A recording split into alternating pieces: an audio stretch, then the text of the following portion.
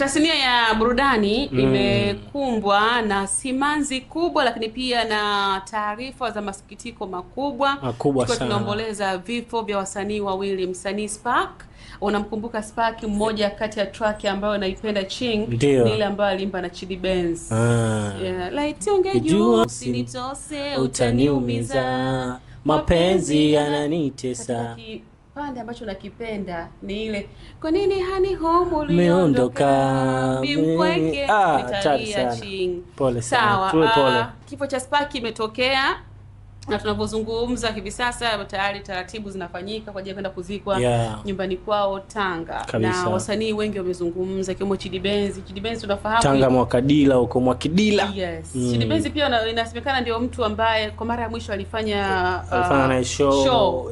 Spark walipanda jukwaa moja. Nimeona. Lakini pia mbali na kuomboleza kifo cha msanii wa Bongo Flava Spark, lakini pia tunaomboleza kifo cha mfuatiliaji wa filamu, kashafanya filamu nyingi, lakini tulimuona pia kwenye baadhi ya tamthilia akihusika, akiigiza tamthilia nyingi sana hapa nchini na filamu nyingi ambazo alizifanya. Na mbali na hilo pia kwa mfuatiliaji wa tamthilia za Azam alikuwa akifanya dubbing, yani unakilishaji wa sauti. Kwa hiyo tasnia ya burudani inapitia vifo viwili vya msanii wa Bongo Flava lakini pia msanii wa Bongo Movie. Ni kweli kama Tanzania tumepata pigo kubwa kwa wasanii wakubwa wawili na kwenye engo tofauti, na hasa ukianza kwenye engo ya Spark Bongo Flava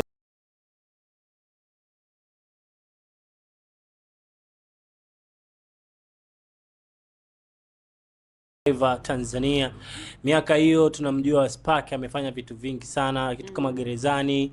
Walikuwa na ndoto za Spark alivyokuwa anataka awe na nini. So wasanii wengi wamezungumza vile ambavyo wanaweza kuzungumza,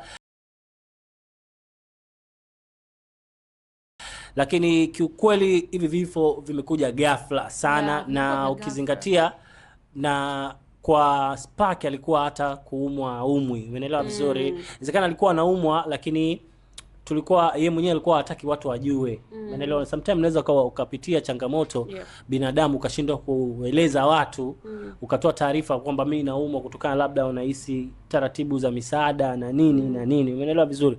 Lakini pia kifo huwa hakina hodi. Kifo huwa kinakuja wakati wote, wewe unaumwa uwe haumwi, yani kinakukuta pale ambapo wewe mwenye 2-3 dakika 0 ukajikuta umelala, umeamka, umekufa. Lakini sasa kifo hiki cha Spark, baba yake mzazi ambaye naye ni mtu wa Tanga, lakini sasa hivi nadhani yuko Dar es Salaam, na taarifa za mazishi inasemekana kwamba tutaenda kuzika Tanga katika kijiji cha Mwakadila ambaye ni Tanga. Kwa hiyo ni pigo kubwa sana kwa Tanzania, kwa mashabiki wa mziki, kwa wasanii wa pande zote mbili, manake wote ni wasanii wanajumuisha sehemu moja ya sanaa. Ukimzungumzia marehemu baba yetu Hashim Kambi, mkongwe huyu, ameacha alama kubwa sana. Ukimzungumzia alizofanya hivi karibuni, alifanya interview tofauti alizungumza. Kwa hiyo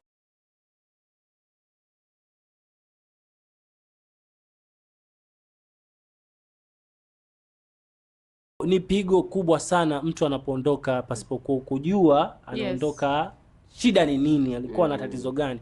Nilimsikia Tundamani alizungumza, akasema kwamba Spark amefariki, lakini mbaya zaidi kinachotuumiza kifo chake cha ghafla. Ghafla. Kwa hiyo unapata kuona hapo kitu gani ambacho watu, changamoto na maumivu wanaopitia. Na bado pia imeacha alama ya mshangao, watu wakijiuliza Spark alifikwa, kwa sababu alionekana akiwa mzima. Swala zuri kama mimi na Ching tunaongea baada ya muda mchache, kwa lazima kuwe kuna utata fulani. Huyu mtu alikuwa ni mzima, yani kwa nini ghafla tu amefariki? Ndio naambia mtu amekaa tu. Nimemsikia baba yake huwa anaongea kwa uchungu sana. Anasema alimtafutia mke zaidi ya wawili kwamba aoe, unaelewa, lakini hakufanikiwa kuoa katika hao wake ambaye yeye baba alimchagulia mwanae. Unajua unapofika wakati wazee wanataka kukuona umeoa, umeelewa vizuri, wanataka kukuona unafanya maisha yako, lakini uwe ndani ya ndoa, kwa sababu wao wenyewe wamefanya mambo yao, lakini dakika za mwisho wameoa. Kwa hiyo sikitiko kubwa la mzee, alitafutia mpaka wanawake kwamba anatakiwa uoe na nini. Kwa hiyo mbaya zaidi amefariki kifo cha ghafla, hajaoa. Lakini pia inasemekana kwamba marehemu alikuwa na wake, umeelewa anaishi nao kikawaida, ni kama sisi wa Tanzania, unajua unaweza ukaishi na mwanamke miaka 2, miaka 3 hujamuoa, lakini ukazaa na nini na maisha mengine yakaendelea. Kwa hiyo baba pia alikuwa anasema kwamba anahitaji hata watoto na yeye waone, umeelewa vizuri. Kwa hiyo unapata kuona familia imepata pigo kubwa, na ukiangalia ni kifo cha ghafla, so kitu ambacho kinauma sana. Ukija moja tunaenda huko, tunafahamu marehemu Hashim Kambi amefanya maigizo na wengi sana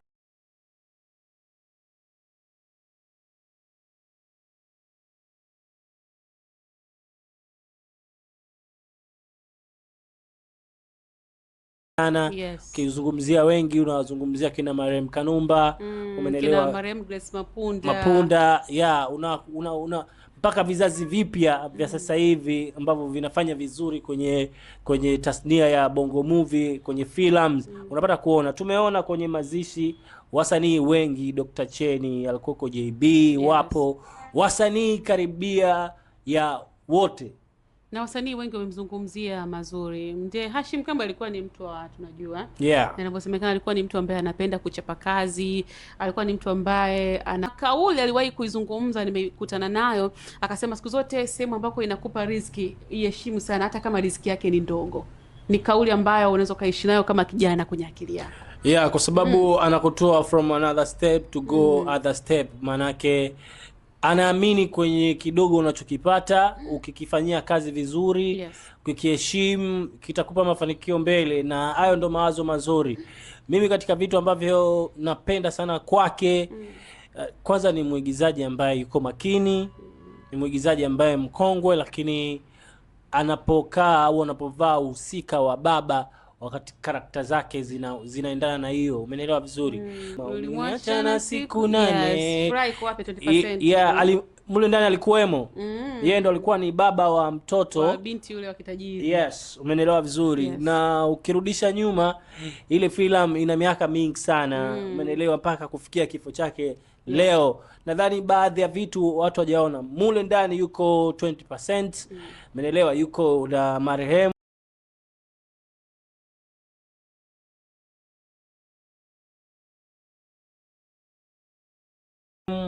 Hashim Kambi na wengi. Umeona sasa the way jinsi alivyokuwa ameuvaa usika wa baba au karakta ya ubaba katika sanaa yake ambayo mpaka sasa hivi na amekufa nayo. Unaambiwa siku 2 kabla au siku 1 kabla ndo alienda kuweka sauti, tulikuwa tunamuona na anatia sauti na nini. Kwa hiyo ni jambo la kumshukuru Mwenyezi Mungu, kwa sababu yeye ndo alimleta duniani, amemweka karibia miaka 60, umeelewa, amejaribu na yeye amekaa katika system nzuri. Mwenyezi Mungu kampa kipaji kikubwa, na amewasaidia watu wengi kwenye sanaa. Kwa hiyo ni jambo la kumshukuru Mwenyezi Mungu. Hivi vifo bwana vinatokea, vinatukumbusha vitu. Kama ulikuwa unajisahau kwa muda mrefu, unajisahau kama hakuna vifo, basi Mwenyezi Mungu anatukumbusha kwamba kifo kipo, tunatembea nacho. Ni kweli. Na katika tasnia pia ndugu zetu hawa wawili wameacha alama kubwa, na hatuna uhakika mapengo yao yatazidi. Tunaamini kauli ya kwamba mtu waga ni mmoja, yani huwezi kumpata Ching mwingine au kumpata Sami mwingine. Unajua kwenye kusema mpaka leo tumeona pengo la Kanumba. Umeelewa? Lakini sasa hivi unapata kuona sasa hivi hakuna kuacha pengo, umeelewa? Sasa hivi kuna kuacha alama ya maisha yako uliokulia pengo sasa hivi watu waachi, umeelewa? Kwa sababu sasa hivi tumekuwa kifikra, kimawazo, umeelewa, na kila mtu anajipambania vile anavyotaka. Na uzuri zaidi, zamani tofauti na sasa hivi. Zamani unaweza ukasema pengo la Kanumba amna mtu anaweza kulili kiangalia Kanumba, lakini sasa hivi tumeona watu wengi wanafanya vizuri sana, umeelewa? Kwa hiyo kila mtu anakuwa na kitu chake cha tofauti. Kwa hiyo kwa marehemu Hashim Kambi alama kubwa kabisa ambayo sisi tunaiona kwamba ametuachia na ametukumbusha vitu vingi kwamba tusijisahau. Tumeona wasanii wengi sana wameenda kuomba baraka kutoka kwake. Umeelewa? Yeah. Wengi wanapita pale, bwana mimi naomba baraka kutoka kwako. Kwa hiyo unapata kuona, tumeona hata wazee wenzake wakina mzee Chilo, Yes. umeelewa, na wengine wengi ambao wanaendelea kutokea katika kuhudhuria katika msiba.